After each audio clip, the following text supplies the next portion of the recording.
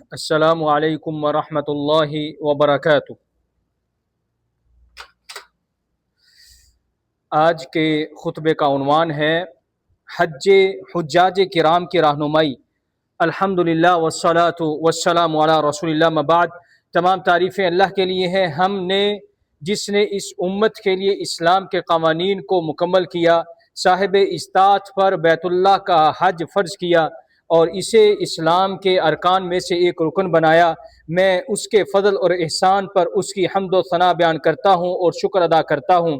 میں گواہی دیتا ہوں کہ اللہ کے سوا کوئی معبود برحق نہیں، وہ یکتا ہے، اکیلا ہے، اس کا کوئی بھی شریک نہیں، وہی بادشاہ ہے، نہایت مقدس اور سلامتی والا ہے۔ میں گواہی دیتا ہوں کہ محمد رسول اللہ صلی اللہ علیہ وسلم اللہ تعالیٰ کے بندے اور اس کے آخری رسول ہیں، جو نماز، زکوٰۃ، حج اور روزہ رکھنے والوں میں سب سے افضل ہیں۔ اے اللہ ان پر، ان کی آل پر اور ان کے تمام معزز صحابہ کرام پر درود و سلامتی نازل فرما۔ حمد و ثنا کے بعد اے لوگو، میں آپ کو اور اپنے آپ کو اللہ کے تقوی کی وصیت کرتا ہوں، کیونکہ تقوی ہی بہترین زاد راہ اور لباس ہے۔ وَتَزَوَّدُوا فَإِنَّ خَيْرَ الزَّادِ التَّقْوَى وَاتَّقُونِ يَا أُولِي الْأَلْبَابِ، اور حج کے سفر کے لیے زاد راہ ساتھ لے لیا کرو، پس یقیناً بہترین زاد راہ تقوی ہے، اور اے عقل والو مجھ سے ہی ڈرتے رہا کرو۔ اے مسلمانوں، ان دنوں ہم ایک مبارک موسم عمل کا استقبال کر رہے ہیں، اور وہ ہے ذی الحجہ کے 10 ایام۔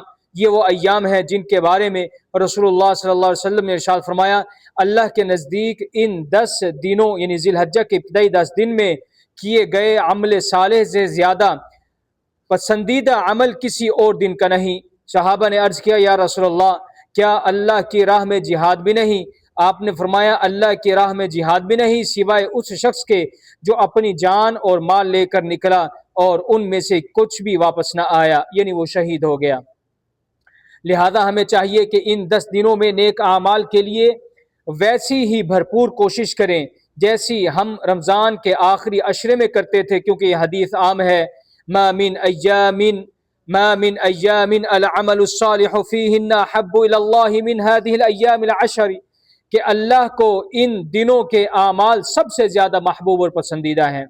ہمیں ان ایام میں نماز، ذکر، تلاوت قرآن، صدقہ، روزہ اور مخلوق کے ساتھ بھلائی جیسے ہر نیک کام میں بڑھ چڑھ کر حصہ لینا چاہیے، جیسے کہ نصوص سے یہ بات ثابت ہے کہ ان دنوں میں کثرت سے لا الہ الا اللہ، اللہ اکبر، الحمدللہ کہنا مستحب ہے۔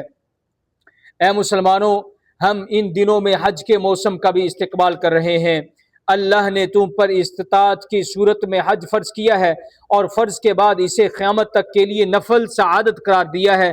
اللہ تعالیٰ کا فرمان ہے، وَلِلَّهِ عَلَى النَّاسِ حِجُّ الْبَيْتِ مَنِ اسْتَطَاعَ إِلَيْهِ سَبِيلًا، اور اللہ کے لیے لوگوں پر بیت اللہ کا حج فرض ہے جو اس تک پہنچنے کی استطاعت رکھتا ہو۔ اور نبی کریم صلی اللہ علیہ وسلم نے ارشاد فرمایا، الحج مرۃ فمن زاد فهو تطوع، حج زندگی میں ایک بار ہے اور جس نے زیادہ کیا وہ نفل ہے۔ ہماری شریعت آسانی اور تنگی دور کرنے پر مبنی ہے۔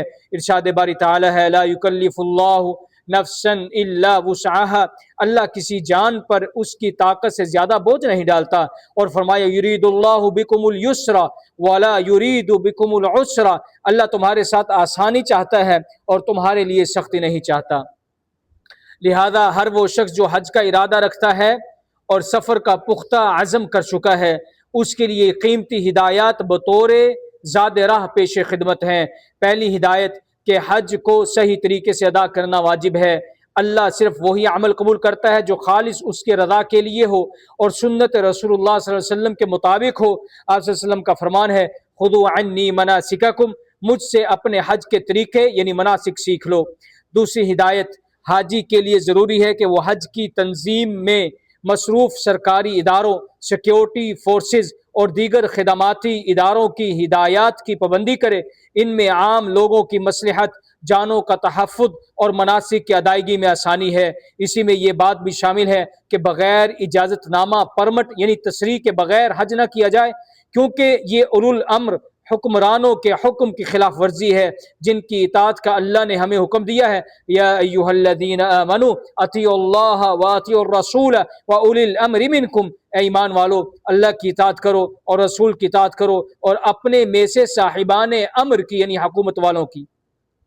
بغیر پرمٹ حج کرنا دوسرے حاجیوں کو نقصان پہنچانے اور اپنی اور دوسروں کی جان کو خطرے میں ڈالنے کے مترادف ہے، جبکہ اللہ تعالیٰ کا فرمان ہے وَلَا تَعْتَدُوا إِنَّ اللَّهَ لَا يُحِبُّ الْمُعْتَدِينَ، اور زیادتی نہ کرو، بے شک اللہ زیادتی کرنے والوں کو پسند نہیں کرتا۔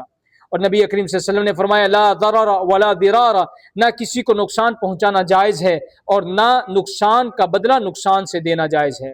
تیسری ہدایت، حاجی کو چاہیے کہ اپنی جان کی حفاظت کے لیے طبی اور حفاظتی اسباب اختیار کرے، کیونکہ شریعت نے جان کی حفاظت کا حکم دیا ہے۔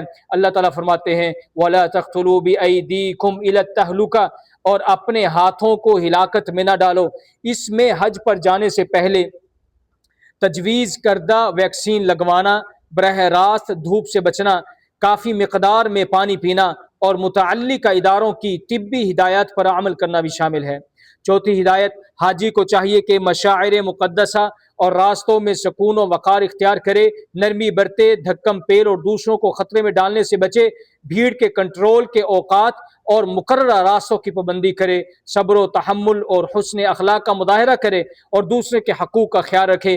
حضرت جابر رضی اللہ عنہ سے روایت ہے کہ نبی کریم صلی اللہ علیہ وسلم اپنے حج کے دوران فرمایا کرتے تھے ایھا الناس السکینۃ السکینۃ، اے لوگو سکون اختیار کرو، اے لوگو سکون اختیار کرو۔ اور آپ صلی اللہ علیہ وسلم نے ارشاد فرمایا المسلم من سلم المسلمون من لسانہ و یدہ، مسلمان وہ ہے جس کی زبان اور ہاتھ سے دوسرے مسلمان محفوظ رہیں۔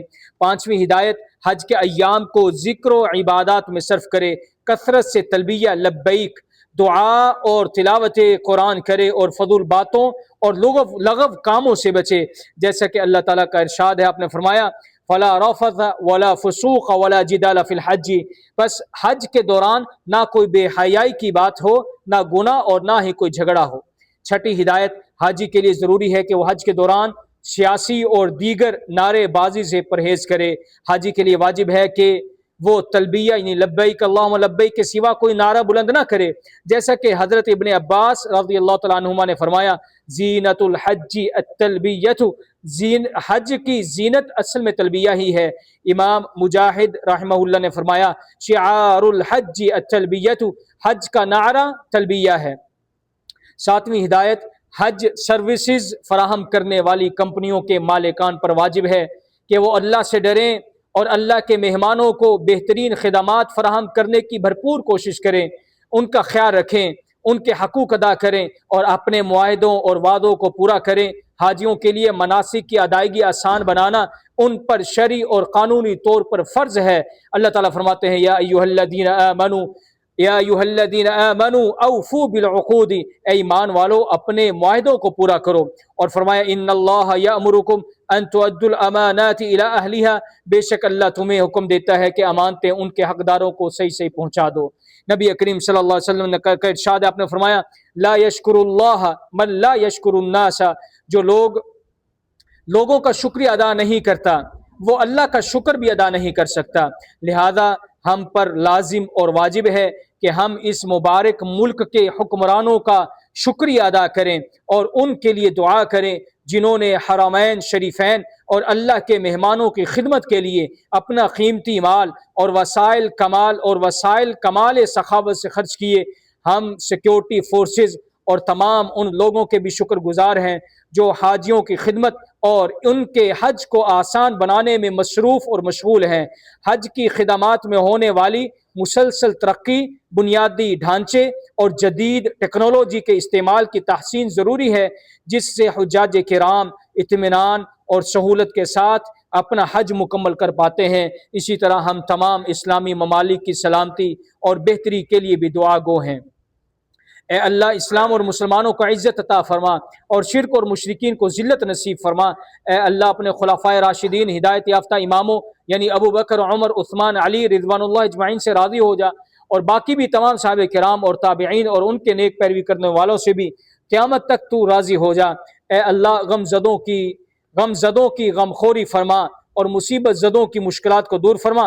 اے اللہ ہمارے وطنوں کو امن کا گہوارہ بنا اور ہمارے ائمہ اور حکمرانوں کو درست راہ دکھا، اور ہمارے حکمران اور ان کے ولی عہد کو اپنی پسندیدہ اور رضا کی راہ پر چلنے کی توفیق عطا فرما، اور ان کی رہنمائی تقوی اور نیکی کی طرف فرما۔ اے اللہ تو ہی ہے، تیرے سوا کوئی معبود نہیں، تو غنی ہے، ہم فقیر ہیں، ہم پر بارش نازل فرما اور ہمیں مایوس لوگوں میں سے نہ بنا۔ اے اللہ ہم تجھ سے بخشش مانگتے ہیں، بے شک تو بڑا بخشنے والا ہے، تو ہم پر آسمان سے موسلا دار بارش نازل فرما۔ اے اللہ کے بندو، ان اللہ یأمر بالعدل والإحسان وإیتاء ذی القربى وینہی عن الفحشاء والمنکر والبغی یعظکم لعلکم تذکرون۔ بے شک اللہ تعالیٰ انصاف کا، احسان کا اور خرابت داروں کو دینے کا حکم دیتا ہے، اور بے حیائی، برائی اور ظلم سے تمہیں منع کرتا ہے، وہ تمہیں نصیحت کرتا ہے تاکہ تم نصیحت حاصل کرو۔ پس اللہ کا ذکر کرو، وہ تمہیں یاد رکھے گا، اور اس کی نعمتوں کا شکر ادا کرو، وہ تمہیں اور زیادہ دے گا۔ وَلَذِكْرُ اللَّهِ أَكْبَرُ وَاللَّهُ يَعْلَمُ مَا تَصْنَعُونَ۔ اور اللہ کا ذکر سب سے بڑا ذکر ہے، اور اللہ تعالیٰ جانتا ہے جو کچھ تم کرتے ہو۔